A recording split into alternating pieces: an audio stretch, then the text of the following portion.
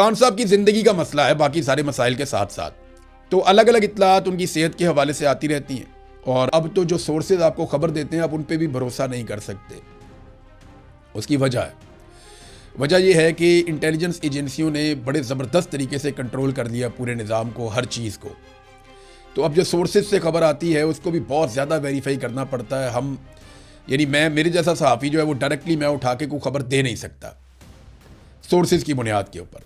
बहुत सारा कुछ देख के परख के फिर आप सोचते हैं कि ये खबर देनी है या नहीं देनी, क्योंकि इंटेलिजेंस एजेंसियों का कब्ज़ा बड़ा ज़बरदस्त तरीके से है और ये एक मॉडल को फॉलो कर रहे हैं जो मोहम्मद मुर्सी का मॉडल है।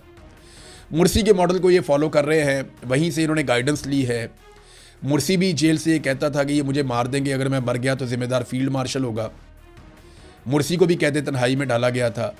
मुर्सी की मौत की जाली खबरें भी जेल से बार बार निकाली गई थी पब्लिक का रिएक्शन देखने के लिए। मुर्सी के हवाले से सही और गलत खबरें बार बार फैलाई गई अवाम का रिएक्शन देखने के लिए, चीज़ों के ऊपर नज़र रखने के लिए। तो वो जो तजर्बा वहाँ किया गया था उसी तजर्बे को रिपीट किया जा रहा है पाकिस्तान में। नाज़रीन, एक चीज़ मैं आपको बताऊं कि अवाम जहाँ पे मिलिट्री ऑपरेशन के ख़िलाफ़ है वहीं पे अवाम दहशतगर्दों के भी बहुत ख़िलाफ़ है। ये जब लोग कहते हैं ना कि हम मिलिट्री ऑपरेशन नहीं होने देंगे, इसका मतलब ये नहीं है कि लोग दुश्मन हैं या लोग दहशतगर्द हैं या लोग दहशतगर्दों के साथी बन गए। ये जो लोग कहते हैं ना कि मिलिट्री ऑपरेशन नहीं होने देंगे, उसके पीछे वजह यह है कि लोगों को ये लगता है कि मिलिट्री सिविलियंस के इलाकों में जब भी घुसती है बहुत तबाही करती है और उनको कोई डीलिंग का तजुर्बा नहीं है। ना वो वहाँ के आम लोगों को जानते हैं, ना वहाँ के हालात को जानते हैं, ना वहाँ की रवायात को जानते हैं। तो वो जिस किस्म की एक्टिविटीज़ वहाँ करते हैं उससे बहुत बड़ी तबाही हो जाती है। और एक मरतबा भी ऐसा नहीं हुआ कि मिलिट्री ऑपरेशन के बाद जो वादे किए गए हों उनको पूरा किया जाए। लिहाजा अवाम दहशतगर्दों के जितना खिलाफ है उतना ही अवाम मिलिट्री ऑपरेशंस के भी खिलाफ है।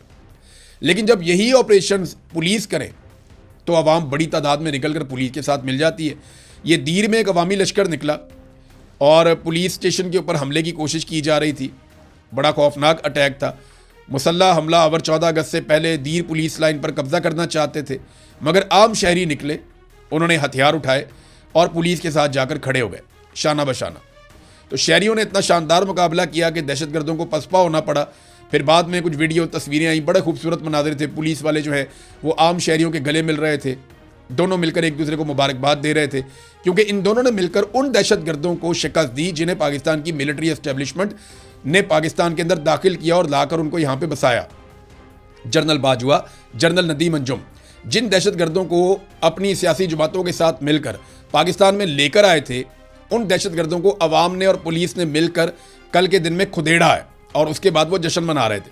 तो पुलिस और अवाम मिलकर दहशतगर्दी को ख़त्म कर सकते हैं। आप सिर्फ जो वसाइल इतने सारे आपने फ़ौज को दिए हुए हैं ना, जितने वसाइल पाकिस्तान में फ़ौज को दिए हुए उसका 20% आप पुलिस को दे दें। ये हर पुलिस वाला मेरी बात सुन ले और मैं लिख कर देने के लिए तैयार हूं। दहशतगर्दी के खिलाफ जिस तरह लड़ाई पुलिस लड़ सकती है ना, फौज कभी लड़ ही नहीं सकती। दहशतगर्दी को जैसे जड़ से पुलिस उखाड़ के फेंक सकती है ना, फौज कभी इसके बारे में सोच भी नहीं सकती। और दहशतगर्दी की लड़ाई में पुलिस और अवाम जैसे मिलकर आगे बढ़ सकते हैं ना, फौज को यह सहूलत कभी मिलेगी ही नहीं। वजह यह है कि मिलिट्री ऑपरेशंस का हमेशा नुकसान हुआ, अवाम बल्कि फौज के और खिलाफ हो गई कि ये हमारे इलाके में क्या करके चले गए, बाद में कोई भरवाई भी नहीं हुई। तो पुलिस जानती है कि कैसे डील करना है पब्लिक और कैसे उनके साथ चलना है। और याद रखिएगा, जो गलियों मोहल्लों के इलाकों के ऑपरेशन है ना, उनमें पुलिस वाले बहुत दलेर होते हैं, बहुत बहादुर होते हैं। फौज अपने SOP से बाहर नहीं जाती, फौज को मिलकर लड़ने की आदत होती है। पुलिस वाला अकेला भी लड़ पड़ता होता है। ये मैं आपको बता रहा हूं कि उनकी ट्रेनिंग अलग अलग है ना, तरीकाकार अलग अलग है लड़ने का। फौज को जितना इक्विपमेंट और जितना सामान दिया ना, उसका 20% आप पुलिस को दे दें, पुलिस पूरे पाकिस्तान से दहशतगर्दी उखाड़ के बाहर फेंक दें।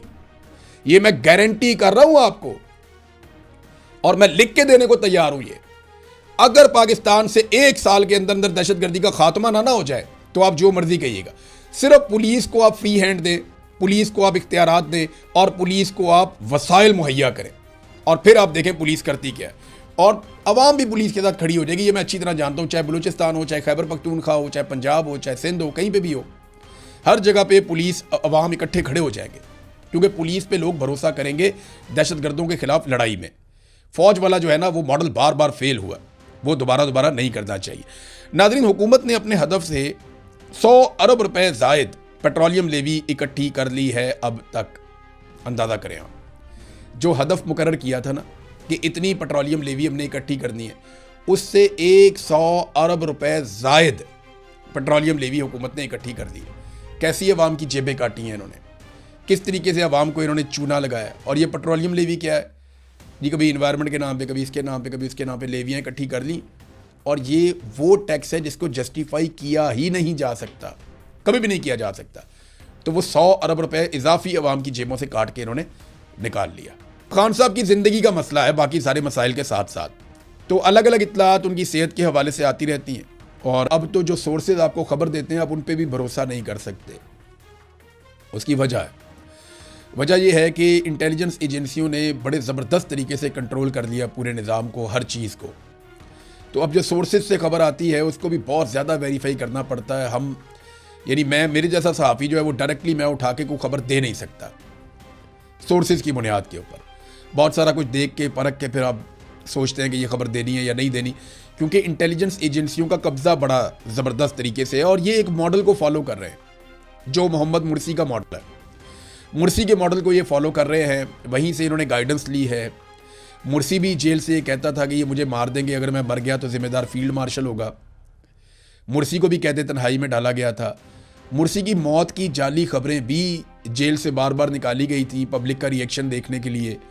मुर्सी के हवाले से सही और गलत खबरें बार बार फैलाई गई अवाम का रिएक्शन देखने के लिए, चीज़ों के ऊपर नज़र रखने के लिए। तो वो जो तजर्बा वहाँ किया गया था उसी तजर्बे को रिपीट किया जा रहा है पाकिस्तान में। नाजरीन, एक चीज़ मैं आपको बताऊं कि अवाम जहाँ पे मिलिट्री ऑपरेशन के ख़िलाफ़ है वहीं पे अवाम दहशतगर्दों के भी बहुत ख़िलाफ़ है। ये जब लोग कहते हैं ना कि हम मिलिट्री ऑपरेशन नहीं होने देंगे, इसका मतलब ये नहीं है कि लोग दुश्मन हैं या लोग दहशतगर्द हैं या लोग दहशतगर्दों के साथी बन गए।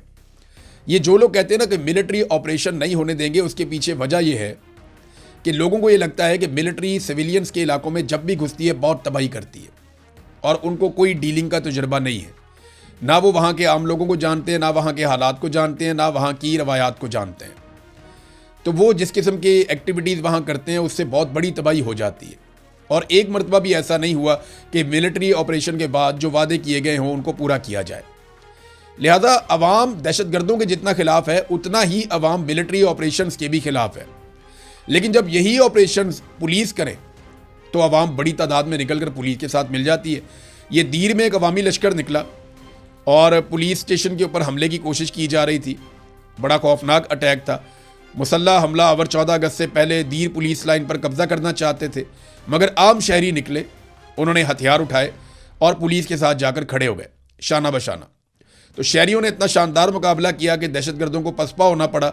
फिर बाद में कुछ वीडियो तस्वीरें आई, बड़े खूबसूरत मनाजिर थे। पुलिस वाले जो है वो आम शहरियों के गले मिल रहे थे, दोनों मिलकर एक दूसरे को मुबारकबाद दे रहे थे, क्योंकि इन दोनों ने मिलकर उन दहशतगर्दों को शिकस्त दी जिन्हें पाकिस्तान की मिलिट्री एस्टेब्लिशमेंट ने पाकिस्तान के अंदर दाखिल किया और लाकर उनको यहाँ पे बसाया।